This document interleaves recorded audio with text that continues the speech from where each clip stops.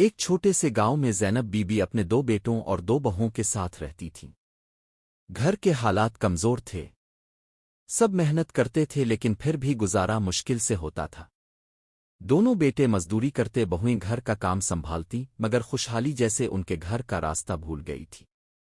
Zainab be be سمجھدار اور بہادر خاتون تھیں۔ وہ اکثر سوچتی تھیں کہ اگر سب ایک ساتھ مل کر کچھ کریں تو شاید قسمت بدل سکتی ہے۔ ایک دن انہوں نے سب کو اپنے پاس بلایا اور کہا کہ محنت تو وہ سب کر رہے ہیں، مگر ترقی تب ہوگی جب وہ کوئی اپنا کام شروع کرے۔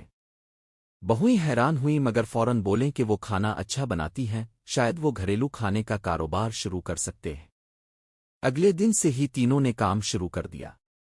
بہویں پوری نان، چنے، حلیم اور میٹھا تیار کرنے لگیں۔ بیٹے صبح سویرے سائیکلوں پر وہ کھانا بازار لے جاتے۔ پہلے دن چند لوگوں نے کھانا خریدا مگر ذائقہ ایسا تھا کہ جو ایک بار چکھ لیتا وہ دوبارہ ضرور آتا۔ دیکھتے ہی دیکھتے ان کے کھانے کی شہرت پھیل گئی۔ آرڈر بڑھنے لگے، بیٹے تیزی سے سپلائی دینے لگے اور بہویں دل سے مزیدار کھانا بناتی۔ زینب بی بی ہر کام کی نگرانی کرتی رہتیں اور سب کو ہمت دیتیں۔ کچھ ہی مہینوں میں اتنی بچت ہو گئی کہ انہوں نے ایک چھوٹی سی دکان کھول لی۔ لوگ دور دور سے ان کا کھانا لینے آتے۔ گھر کے حالات بدلتے گئے۔ وہی گھر جہاں کبھی پریشانی رہتی تھی اب خوشیوں سے بھرنے لگا۔ بچے اچھی تعلیم پانے لگے، بہویں مطمئن، بیٹے خوش، اور سب سے زیادہ شکر گزار زینب بی بی تھیں جنہوں نے اپنے بچوں کو اتحاد اور محنت کا راستہ دکھایا۔